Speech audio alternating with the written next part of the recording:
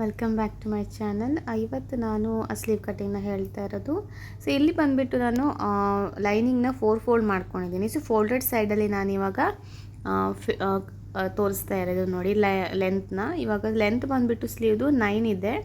So 9ಗೆ +1 ಸೇರಿಸಿ 10 ಅಂತ mark ಮಾಡ್ಕೊಳ್ಳಿ. ಸೊ ಎರಡು ಸೈಡ್ ಫೋಲ್ಡೆಡ್ ಸೈಡು ಮತ್ತು ಓಪನ್ ಸೈಡು ಎರಡು ಸೈಡ್ ಕೂಡ ಈ ಥರ ಮಾಡಿಕೊಂಡು ಒಂದು ಸ್ಟ್ರೇಟ್ ಲೈನ್ ಹಾಕಬೇಕು. ಓಕೆನಾ. ಹಾಗೆ ಈಗ ಡೌನಿಂಗ್ನ ನಾವು ತೊಗೋಬೇಕು ನೆಕ್ಸ್ಟ್ ಮಾರ್ಕಿಂಗು. ಸೊ ಡೌನಿಂಗ್ ಬಂದುಬಿಟ್ಟು ಸ್ಲೀವ್ ಡೌನು 44 ಅವ್ರದ್ದು ಚೆಸ್ಟ್ ಪ್ರಕಾರ ಹೋಗುತ್ತೆ.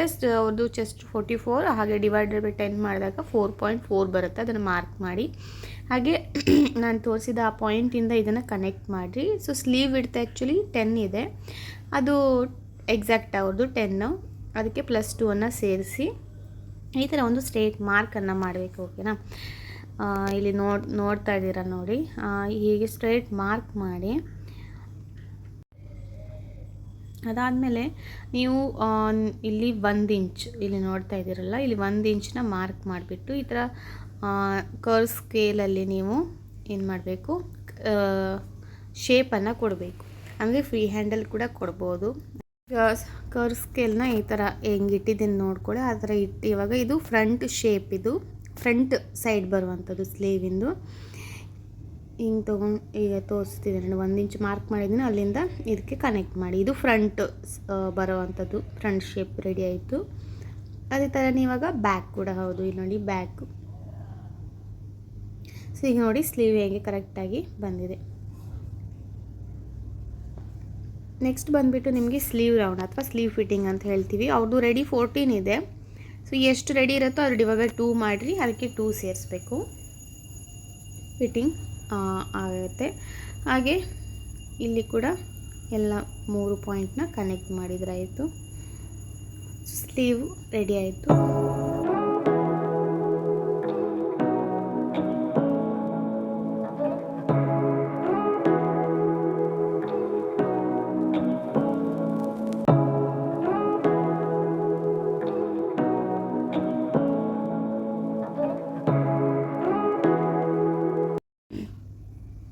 ಈಗ ಬಂದುಬಿಟ್ಟು ಸ್ಲೀವ್ ಡಿಸೈನ್ ನೋಡ್ಕೊಳ್ಳಿ. ನಾನು 2 ಇಂಚು ಹಾಗೆ ಲೆಂತಲ್ಲಿ 6 ಇಂಚ್ ತೊಗೊಂಡಿದ್ದೀನಿ.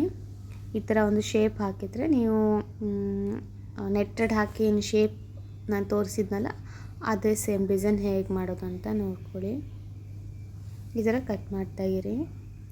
ಸೊ ಶೇಪ್ನ ನೀವು ಚೇಂಜ್ ಮಾಡ್ಬೋದು, ಸ್ವಲ್ಪ ಬೇಕಂದರೆ ವಿ ಶೇಪಲ್ಲಿ ಕೂಡ ಮಾಡ್ಬೋದು. ನಾನು ಮಾಡ್ತಿರೋದು ಈಗ ಯು ಶೇಪಲ್ಲಿ. ಸೊ ಈ ಥರ ಫೈನಲ್ ಲುಕ್ ಬರ್ತದೆ.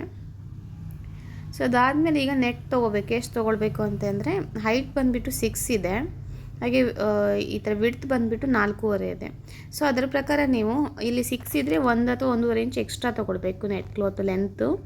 ವಿಡ್ತ್ ಬಂದುಬಿಟ್ಟು 4 ಪಟ್ಟು, ಅಂದರೆ 4.5 ಇದೆ ಅಂದರೆ 4.5 4 ಪಟ್ಟು 18 ಇಂಚ್ ಬರುತ್ತೆ. ಒಂದು ಸ್ಲೀವ್ಗೆ 18 ಇಂಚಷ್ಟು ಲೆಂತ್ ತೊಗೊಳ್ಳಿ. ಅದಾದಮೇಲೆ ಇವಾಗ ಇಲ್ಲಿ ಪೈಪಿಂಗ್ನ ನಾನು ಥ್ರೆಡ್ ಪೈಪಿಂಗ್ ಆಲ್ರೆಡಿ ರೆಡಿ ಮಾಡಿ ಇಟ್ಕೊಂಡಿದ್ದೀನಿ. ಸೊ ಅದನ್ನು ಇವಾಗ ಇಲ್ಲಿ ಸ್ಲೀವ್ ಹಾಕ್ತಾಯಿದ್ದೀನಿ. ಏನು ರೌಂಡ್ ಯು ಶೇಪಲ್ಲಿ ಕಟ್ ಮಾಡಿದ್ನಲ್ಲ ಅದಕ್ಕೆ ಹಾಕ್ತಾ ಇರೋದು. ಹಾಗೆ ಫಿಟ್ಟಿಂಗ್ ಸೈಡ್ ಏನು ಬರುತ್ತಲ್ವ ಅಲ್ಲೂ ಕೂಡ ನಾನು ಯೂಸ್ ಮಾಡಿ ಸ್ಟಿಚ್ ಮಾಡ್ತಾಯಿದ್ದೀನಿ. ಅದಾದಮೇಲೆ ಮೇನ್ ಕ್ಲಾತ್ ಮೇಲೆ ಈ ಥರ ಇದು ರೈಟ್ ಸೈಡ್ ಮೇನ್ ಕ್ಲಾತು ಹಾಗೆ ನಾನು ಪೈಪಿಂಗ್ ಮಾಡಿದ್ದು ಅವೆರಡನ್ನು ಇಟ್ಬಿಟ್ಟು ಇನ್ನೊಂದು ಸ್ಟಿಚ್ ಹಾಕ್ತಾಯಿದ್ದೀನಿ. ಸೇಮ್ ಅಂದರೆ ಸಿಂಗಲ್ ಫೂಟ್ ನಾನು ಇಲ್ಲಿ ಹಾಕಿದ್ದೀನಿ, ಯಾಕಂದರೆ ಥ್ರೆಡ್ ಪೈಪಿಂಗು ಸಿಂಗಲ್ ಫೂಟ್ ಇದ್ದರೆ ನೀಟಾಗಿ ಬರುತ್ತೆ. ಸ್ವಲ್ಪ ಡಬಲ್ ಫೂಟ್ ಕೂಡ ಮಾಡ್ತಾರೆ ಪೈಪಿಂಗ್ ಥ್ರೆಡ್ ತುಂಬ ತೆಳ್ಳಗಿದ್ರೆ, ಬಟ್ ಸ್ವಲ್ಪ ಅಡ್ಡ ಎಲ್ಲ ಹೋಗುತ್ತೆ, ನೀಟಾಗಿ ಬರಲ್ಲ. ಸೊ ಎಕ್ಸ್ಟ್ರಾ ಎಲ್ಲ ಕಟ್ ಮಾಡಿ ತೆಗೆದ್ಮೇಲೆ ಕಟ್ಟನ್ನು ಹಾಕಿಬಿಟ್ಟು ನೀವು ಅದನ್ನು ತಿರುಗಿಸ್ಬೇಕಾಗತ್ತೆ. ಸೊ ಅಲ್ಲಿಗೆ ಫಿನಿಶಿಂಗ್ ಆಗಿ ನಿಮಗೆ ಪೈಪಿಂಗ್ ರೆಡಿ ಆಗುತ್ತೆ. ಸೊ ರಿವರ್ಸ್ ಮಾಡಿ ಈಗ ಅದ್ರ ಮೇಲೆ ಒಂದು ಸ್ಟಿಚ್ಚನ್ನು ಹಾಕಬೇಕು ನೀವು.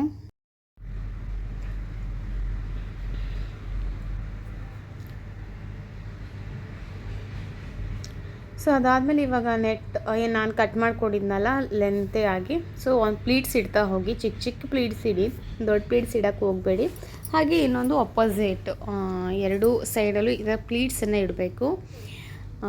ಅಂದರೆ ನಾವು ಫೋಲ್ಡ್ ಮಾಡಿ ಒಂದು ಕಾಲು ಇಂಚ್ ಆಗುವಷ್ಟು ಚಿಕ್ಕ ಚಿಕ್ಕ ಪ್ಲೀಟ್ಸನ್ನು ಇಡ್ತಾ ಹೋಗಿ ಫುಲ್ ಏನು ನಾನು ಕಟ್ ಮಾಡ್ಕೊಂಡಿದ್ನಲ್ಲ ಎರಡೂ ಸ್ಲೀವ್ಗೆ, ಸೊ ಅವು ಎರಡೂ ಸ್ಲೀವ್ಗೆ ನೀವು ಪ್ಲೀಟ್ಸನ್ನು ಹೀಗೆ ಚಿಕ್ಕದಾಗಿ ಇಡಿ. ನಾನು ಪ್ರೀವಿಯಸ್ ವಿಡಿಯೋದಲ್ಲಿ ತೋರಿಸಿದ್ದೆ ಬ್ಲೌಸ್ ಪ್ಯಾಟರ್ನ್ ಯಾವ ಥರ ಇದೆ ಅಂತ. ಸೊ ಅದು ಪ್ಯಾಚಸ್ ಆಗಿ ನಾನು ರೆಡಿ ಮಾಡ್ತಾ ಇರೋದು. ಸೊ ಪ್ಯಾಚಸ್ ರೆಡಿ ಮಾಡೋಕ್ಕಿಂತ ಮುಂಚೆ ನೀವು ಈ ಥರ ಗಮ್ ಇರುತ್ತಲ್ವ ಫ್ಯಾಬ್ರಿಕ್ ಗ್ಲೂ, ಅದನ್ನು ಆ ಥರ ಹಚ್ಚಿ ಡ್ರೈ ಮಾಡಲಿಕ್ಕೆ ಇಡಿ. ಸೊ ನೆಕ್ಸ್ಟು ಅದಾದಮೇಲೆ ಈಗ ನಾನು ಏನು ರೆಡಿ ಮಾಡಿದ ನೆಟ್ ಈ ಥರ ಇಟ್ಬಿಟ್ಟು ಹೇಗೆ ನಾನು ತೋರಿಸಿದ್ನಲ್ಲ ಆ ಥರ ಇಟ್ಟು ಇವಾಗ ಮತ್ತೆ ಇನ್ನೊಂದು ಸ್ಟಿಚ್ಚನ್ನು ಹಾಕಬೇಕಾಗತ್ತೆ.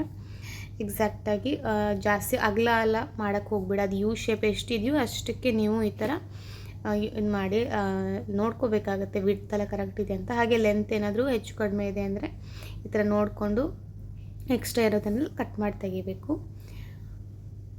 ಎರಡು ಸ್ಲೀವ್ ಕೂಡ ಸೇಮ್ ಇದೇ ಥರನೇ ಮಾಡಬೇಕಾಗತ್ತೆ.